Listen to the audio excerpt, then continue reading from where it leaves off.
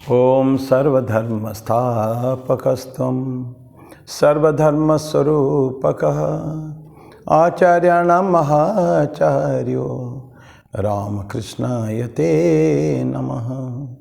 यथाग्नेर्दाहिका शक्ति रामकृष्णे स्थिता हि या सर्वविद्यास्वरूपां तां शारदां प्रणमाम्यहम्।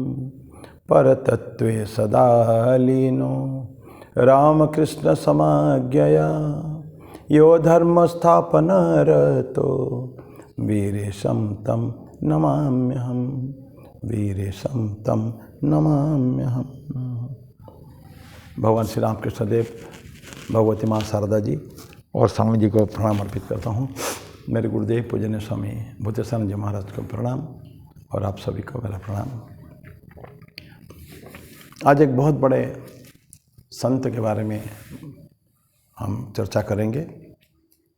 आर्य समाज के जो स्थापना की थी महर्षि दयानंद सरस्वती, और आपने ज़रूर पढ़ा होगा धर्म के अलावा उन्होंने बहुत बड़े बड़े स्वतंत्रता सेनानियों को भी उन्होंने इंस्पायर किया था। डायरेक्टली उन्होंने काफ़ी सारे उन्होंने किया था। इनफैक्ट दो तीन ऐसे साधु समाज में, साधु का स्थान बहुत ही ऊंचा होता है। स्वामी विवेकानंद, मैक्सिमम बहुत सारे जो फ्रीडम फाइटर्स को उन्होंने इंस्पायर किया। महर्षि दयानंद जी ये डायरेक्टली काम किए हैं। स्वामी जी ने फिर भी तो ही वॉज इंस्पायरर, लेकिन एक्टिव पॉलिटिक्स में स्वामी जी ने विवेकानंद योग नहीं दिया, पर महर्षि दयानंद ने डायरेक्टली भी दिया। और उनके जो साथी थे स्वामी श्रद्धानंद जी, वो तो स्ट्रेट वे बिल्कुल सीधा उन्होंने भी एक्टिव पॉलिटिक्स में भाग लिया। उन्होंने स्वतंत्रता संग्राम में उनको एंड दोनों का ही को हत्या मारा गया था। महर्षि दयानंद को डिफरेंट पर्पस के कारण और श्रद्धानंद जी को देश प्रेम के कारण बहुत सारे मुसलमानों को हिंदू में परिवर्तित करने के जो उनके ऊपर इल्ज़ाम लगा था धर्म के क्षेत्र में, उन्होंने इनफैक्ट डायरेक्टली उनको पॉलिटिक्स में ना कहें तो, लेकिन ये जो धार्मिक कन्वर्जन जो है परिवर्तन, धर्म परिवर्तन को रोकने के बहुत बड़ा प्रयास किया था। उसमें उनको मृत्यु भी हुई थी, उनको मारा गया था उनको। तो अभी दयानंद के बारे में, दयानंद सरस्वती बड़े समाज सुधारक भी थे, धार्मिक तो थे, महान समाज सुधारक थे। आर्य समाज के थ्रू ऐसे बड़े बड़े काम करते थे।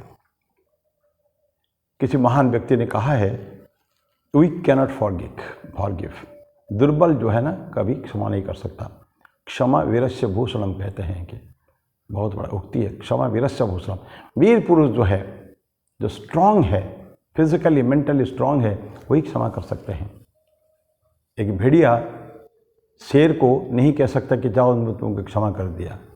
शेर या बाघ जो है वो भेड़िया को क्षमा कर सकता है, लेकिन सबल व्यक्ति जो है वो दुर्बल को क्षमा कर सकता है।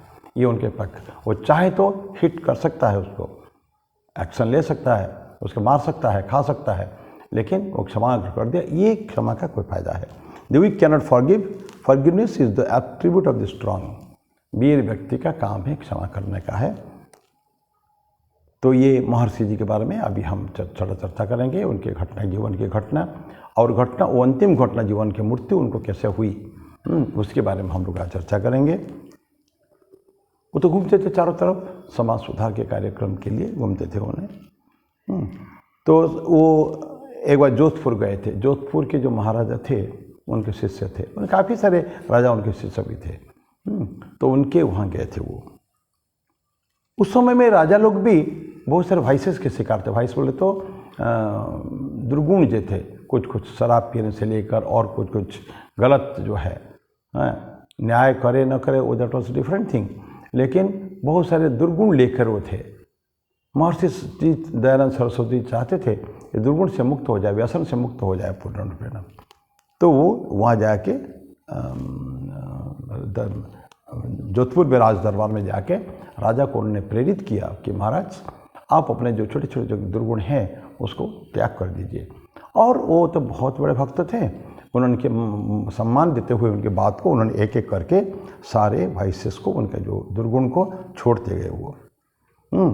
और दयानंद सरस्वती ये भी चाहते थे, खुद तो बहुत स्ट्रांग थे, साधु थे, एक्सट्रीमली वेरी स्ट्रांग। देखेंगे आपने फोटो देखा होगा, बहुत बलियान बलशाली थे वो, और चाहते सभी लोग ऐसे स्ट्रांग हो।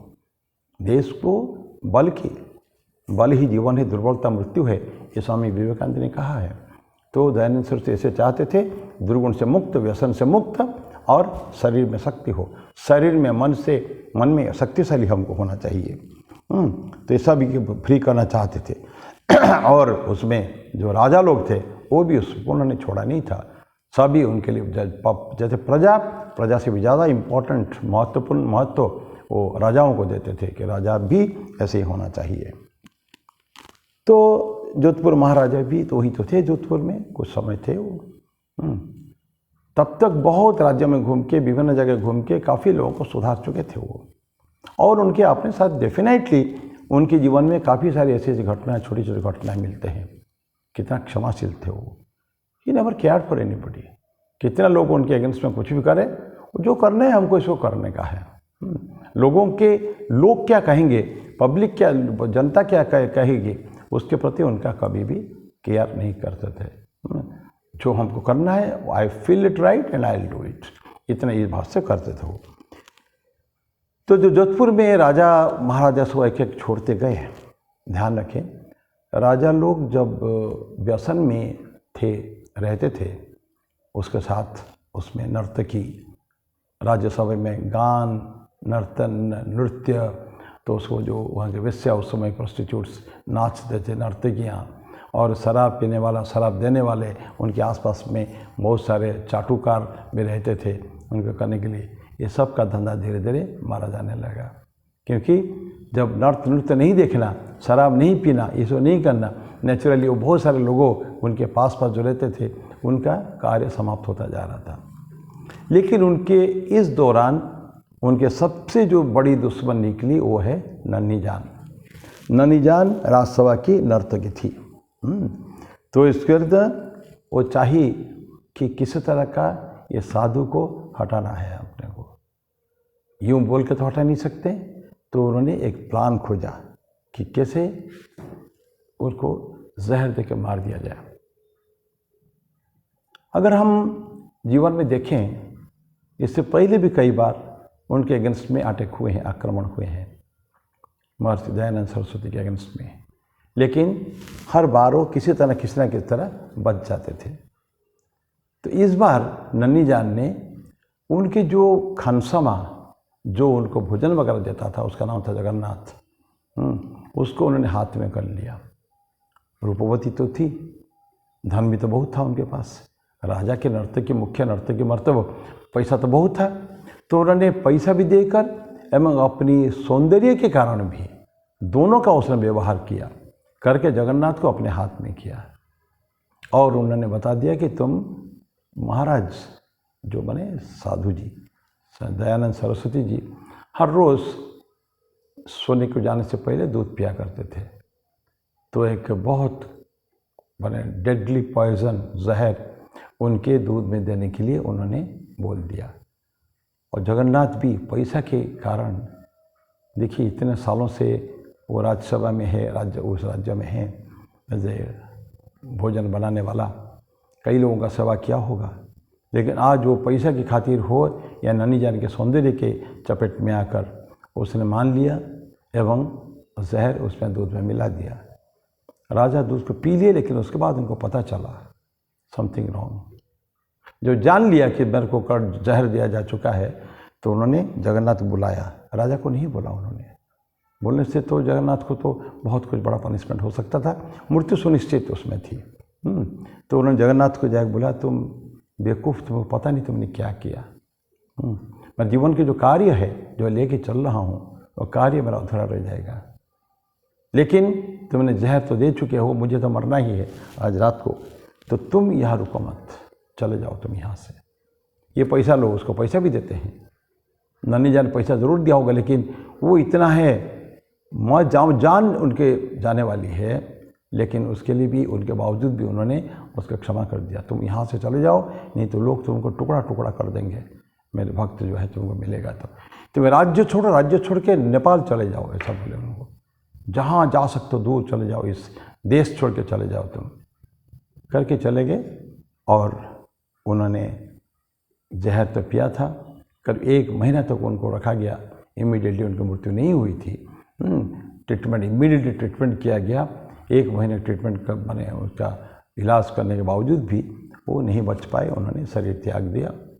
लेकिन कितना उनके क्षमा करने की शक्ति है, जानने के बाद भी व्यक्ति ने मेरे को जहर दिया है, उसने उनको छोड़ दिया है, जान बख्श दी उन्होंने। ये सभी लोगों के लिए संभव नहीं है। ये केवल बहुत जो बड़े बड़े लोग हैं वो कर सकते हैं, क्योंकि जो होना था तो हो ही चुका है।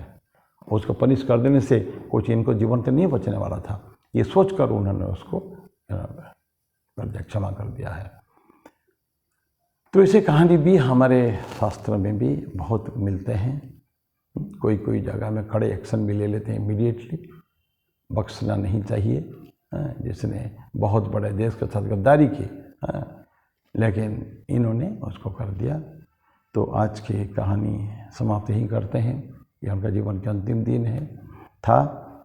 तो फिर अगली बार, फिर बुधवार को फिर किसी से मिलेंगे, फिर इसी तरह की कोई कहानी के साथ। ये सारे कहानियाँ पुरानी कहानियाँ हैं हमारे देश की। तो मैं वाणी को विराम दो। ओम शांति शांति शांति। हरि ओम तत्सत। श्री राम कृष्णार्पणमस्तु।